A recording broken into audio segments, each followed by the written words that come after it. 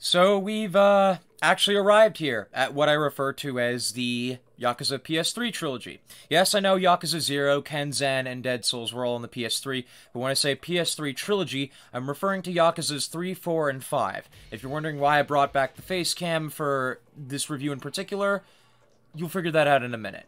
And one thing I want to get right off the bat is that I'm not going to be talking about the original PS3 releases in this review. I'm going to be discussing my experiences with the Yakuza Remastered Collection released in 2019. With that being said, after Yakuza Kiwami 2, I was utterly terrified of trying Yakuza 3, released in 2009, simply on the basis of the fanbase hating the hell out of this game. If I didn't like Kiwami 2 all that much, I was sure I'd end up hating Yakuza 3. And yet, I didn't. In fact, dare I say, this is one of my favorite games in the franchise. Yakuza 3 not only impressed me with a world that I loved, a giant amount of side quests which felt surprisingly emotional, and characters I genuinely cared about, but it provided me with one of the absolute best stories in the entire series. The story of Yakuza 3 takes place in 2009, 3 years after the events of Yakuza 2. Following the death of Ryuji Goda, Kiryu makes the decision to leave Kamurocho behind as he sets up an orphanage on a beach side in the town of Ryukyu on the island of Okinawa. Nothing can remain peaceful for the Dragon of Dojima, however, as once the local Yakuza start getting involved in his business, Kiryu must once again get his hands dirty as he gets involved in a conspiracy surrounding the Yakuza and the US government, all while doing his best to take care of the children at the orphanage, and as we all know, there's no bigger threat to children in orphanages than the US government. Now, Yakuza 3's story is easily one of its most intriguing assets, and given the aspect of Kiryu running an orphanage, it's easily, in my opinion, the most powerful game for his character progression, and it's the first time we see him effectively becoming a real father figure for the first time, and along with the story that emphasizes taking care of these kids, it gives him a lot more emotional weight as a character. The fact that the first few chapters of the game is entirely dedicated to this, with the whole aspect of the Yakuza essentially taking a backseat to Kiryu's fatherhood aspects, pissed a lot of people off, but personally, I loved it a whole lot. Couple that with the fact that Ryukyu is a brand new environment, and it makes for some truly engaging plot elements if you're willing to be patient with them. Ryuki is also an amazing character, and he's one of my absolute favorite sidekicks in the entire series. Just the way he constantly calls Kiryu Aniki throughout the entire game and how dedicated he is makes him instantly lovable. Now moving on to the combat, and this is where everyone is going to complain, and I can already see the Block Yakuza 3 and skill issue comments under this video. Look, if you aren't aware of it by this point, Yakuza 3 is infamous amongst the Yakuza community for having combat that breaks down to excessive blocking from the enemies, and is just generally frustrating and tedious. Now keep in mind that I'm playing the remaster on Xbox One, so I can't speak for any other version of the game, but I'll sum up my experience with Yakuza 3's combat in one fantastic phrase. Everyone fucking lied to me. I never found an issue with Yakuza 3's combat. I never found that the enemies aggressively blocked, with the exception of boss fights, which is no different than any other RPG game, and there's no point in the game where I felt like I was under-equipped to deal with the challenges ahead. The only time I almost felt like that was when I was facing this red suit guy as well as the final boss, but in all honesty, I never unlocked most of the more powerful moves until after I already beat the game, and even then I got through with minimal effort.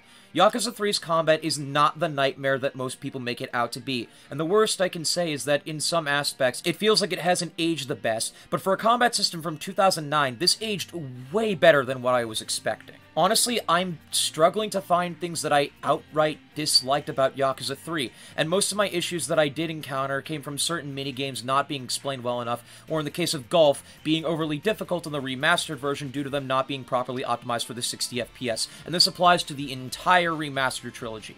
If I could say anything else I don't like, honestly, I guess I wasn't a fan of the combat themes in the game. Don't get me wrong, they're not bad, it's more like least favorite, and that's mostly just my own implicit bias, but not necessarily a fault in the game itself. Look, I'm genuinely trying to think about things that piss me off about Yakuza 3, and I really can't, people.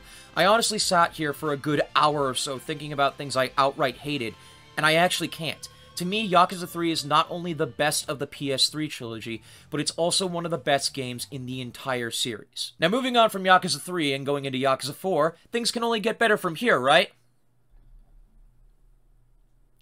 Let's get started. Yakuza 4 was released initially in 2010 and was released internationally in 2011. Taking place a year after the events of Yakuza 3, the story actually takes an interesting turn and follows 4 different protagonists. With this in mind, I apologize if it seems like I'm going all over the place with my writing, but by the end of it, you're going to feel just as confused as I was by the end of it all.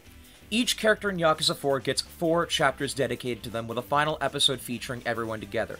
The initial 4 chapters center around Shun Akiyama, a moneylender who ends up embroiled in the Yakuza business when he unknowingly steps into a plot involving a serial Yakuza killer and the Ueno Saiwa clan, who were involved in a power struggle with the Tojo clan in 1985. The next 4 chapters center around Taiga Saejima, who's Goro Majima's sworn brother, sentenced to death for a botched hit on the Ueno Saiwa clan, who escapes from prison, eventually ending up in Kamurocho, hoping to reunite with Majima and finally understand why he never showed to help him out with the hit. The next 4 center around a corrupt Kamurocho cop named Masayoshi Tanimura, who's investigating the murders when he stumbles upon police involvement in bribery and corruption involving the Yakuza. The final 4 chapters center around Kiryu again, who upon learning about the entire situation from another prison escapee, and after nearly being killed by a corrupt prison guard, decides to head back to Kamurocho to assist the Tojo clan yet again as they're under the threat of being destroyed and overtaken. Now, if that sounded really confusing and all over the place to you, that's because it really is. There's absolutely no single aspect of Yakuza 4's story that's easy to follow after Akiyama's section, and it only gets worse when you get further into the game. No joke, I actually had to look up a story summary to get my bearings with the plot when writing this script. It's that damn hard to keep track of. On top of that, the story is so nonsensical at its core that the phrase rubber bullets is probably etched into the minds of every Yakuza fan for all the wrong reasons. The one good thing about it is that it provides a really good backstory for Majima as a character, and when you eventually find out why he is the way that he is, both physically and mentally, it's honestly kind of heartbreaking. The voice acting was all good, and the music is actually some of the best in this series, and this game in particular, but besides that, the entire thing had me lost about halfway through, and by the end, I had no idea why I was fighting, who I was fighting, and that's the sad thing. Most of the bosses in the series up to this point have been awesome, not only because of the excellent combat, but also because of the context for why you were fighting them. I didn't really get that feeling here. On that note, let's talk about the combat in Yakuza 4, which is where the game gets interesting. Each character has their own unique style to an extent, and even though punching is still the name of the game, it's how each character brings their fists to the party that gives the combat more depth. So let's talk about them. Akiyama mostly uses his kicks to dispatch foes, although he can still grab and throw enemies, but you're mostly going to be hitting enemies with your feet. Saejima is a bit of a brute, and that's reflected in how he fights, with slow, hard-hitting attacks, and the ability to pick up heavier objects such as scooters and motorcycles and bash enemies with them.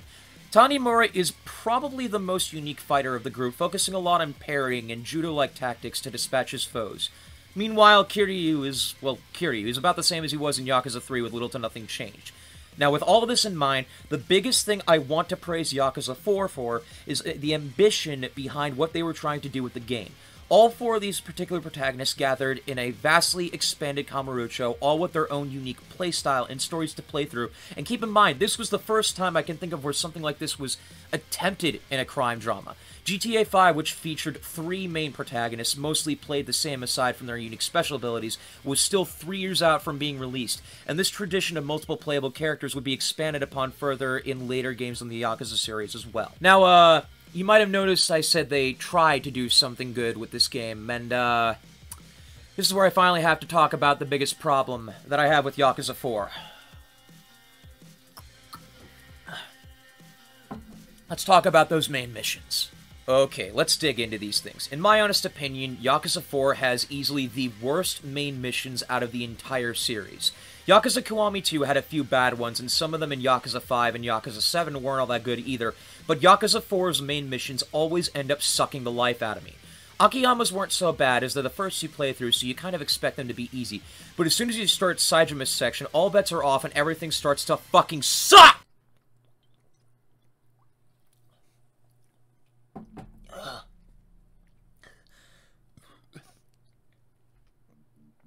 Saejima's escaped from the prison with this annoying-ass sniper and this lame prison guard who can knock you down on your ass with a single baton swing and stun-lock your ass because you had no way to grind for experience up until this point. Tanimura going through these docks, which are these huge amounts of enemies ganging up on you.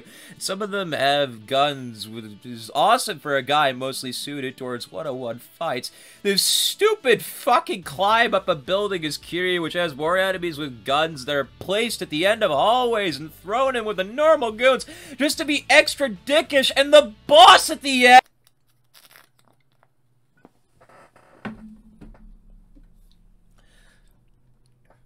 The fucking The fucking enemies of the main mission seem to love grabbing you more than the normal enemies, and Tanimura's trainer literally being borderline fucking impossible because she parries everything he does and seems to never attack you.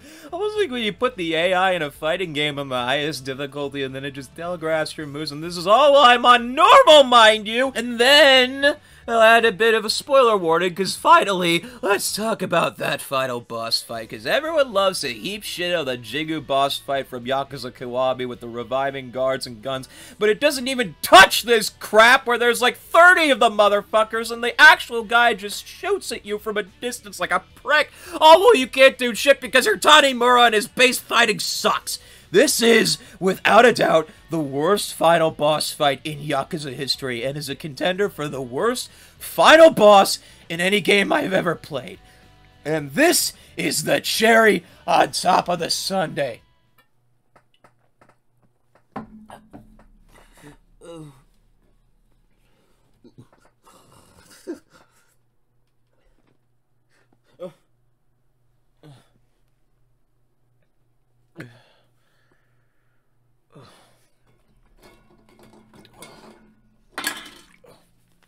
God.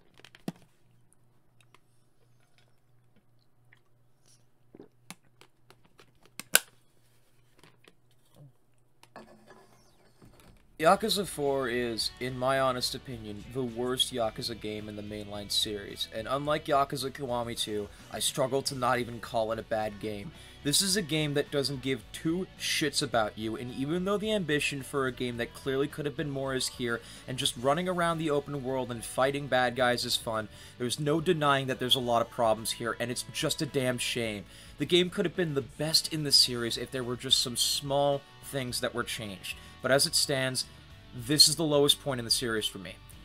So, how does Yakuza 5 square up? Let's take a look. Yakuza 5 takes place in holiday time of 2012 and follows not 4, but 5 main protagonists across 5 different cities. And again, I apologize if the story seems muddied as I talk about this, because this is going to be all over the place and I can't help it, but I'll try to TLDR it as best as I can. I also apologize as I'm probably about to butcher several of these cities' names. Kiryu is back and is masquerading as a taxi driver in the city of Nagasugai, who's hiding to let Haruka become an idol so she can live out her dreams while being watched over by Akiyama, who's setting up an extension to Sky Finance in Sotenbori, while a concert is being set up in a baseball field where 15 years ago a professional baseball player named Tatsuo Shinada was accused of cheating and banned from pro baseball, leading him to a life of poverty and being a victim of debt collectors in the city of Keniicho, all while Saejima, who decided to return to prison to serve a sentence, escapes yet again after learning of Majima's supposed death and ends up in a mountain village outside the city of Tsukimino. Now, if that's confusing, that's because it is. I'll get into what I think of the story later, and for now, I just want to talk about what I genuinely enjoyed during my time with Yakuza 5. Let's start with the presentation, which is without a doubt the best of the PS3 trilogy. The graphics are legitimately good, the character models are the best they've looked yet, and the environments are just so visually appealing to look at, particularly at night.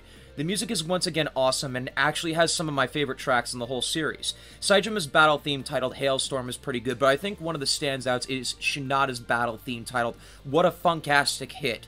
Like the previous game, the story is split up into 4 main parts with a finale featuring all 5 protagonists as the final section. The first 4 chapters take place with Kiryu in hiding as a taxi driver, allowing Haruka to live out her dream of being an idol, and ultimately, this never made any sense to me, because even though he is still sending money to Morning Glory, I don't buy for a second that after everything in Yakuza 3, that Kiryu wouldn't leave Morning Glory unattended for any reason other than in Yakuza 4 where it was absolutely necessary. It wasn't really here other than to let Haruka live out her dream, and while I get that Kiryu holds a special place in his heart for her in particular, he also values all the other kids he's leaving behind equally. Whatever. Saejima takes up the next 4 chapters, and while I think his chapters here are vastly superior to his section in Yakuza 4, they still recycled the whole prison thing, and it feels like it goes on longer here for some reason. I don't know why. Then there's this whole section in a hunting village that, while fun, also just feels a bit bloated. And when you finally get to Saejima's main city, it's the worst one in the whole game, basically just one long hallway with very few taxis in between. Next up is Haruka and Akiyama's story, and I'm gonna be real here and say that I don't mind Haruka's dance battles all that much, and I enjoyed Akiyama's combat a lot, but this is where the real reality of Yakuza 5 comes forward. And that is that it has, in my opinion, the worst story in the entire mainline series. The main problem is that while Yakuza 4 had a giant story with one big plot twist that ruined it, Yakuza 5 decides that wasn't enough and throws like 5 different and equally as dumb plot twists into the story. It's like oh, this person was connected to this person, and this event was connected to this event kind of thing in the most convoluted and dumb way I've ever seen in a Yakuza game, and this is where every aspect of that comes into play, is in this fucking chapter. It sucks, honestly, and if the gameplay wasn't this good, it would have been so much worse. It was also at this point that I actively began hating doing some heat actions because of how long they tend to take, particularly with Akiyama. Then we have Shinada, who actually has the best portion of the game, in my honest opinion. Now, his combat, while a bit clunky at first, is actually really awesome if you upgrade it, and his story is genuinely gripping stuff, along with being a great character in his own right. His combat theme is awesome, and he actually has one of the best boss fights in the entire series against Daigo. And I mean, come on, would it really be a good Yakuza game if we didn't see Daigo getting his shit pushed in at this point? Come to think about it, that's a weird sentence to say. An ex-pro baseball player turned smut writer who's poor as shit is the best part of Yakuza 5. The finale is pretty decent, and I love both Saejima and Akiyama's final fights, but I will say that I consider the villain of this game in particular to be the weakest of the entire franchise. And overall, the best way I can describe Yakuza 5 is that it's a very fun game with some serious flaws. Its story sucks, some of the gameplay isn't that fun, and I legit don't remember a single villain. But I can say that I played this game and had fun the whole way through while not ever reaching the point of wanting to break my TV. Ultimately, I think Yakuza 5 is a very divisive game, and while I don't think it's any kind of masterpiece, I do think that there's enough here to recommend it. Give it a shot for yourself and see what you think.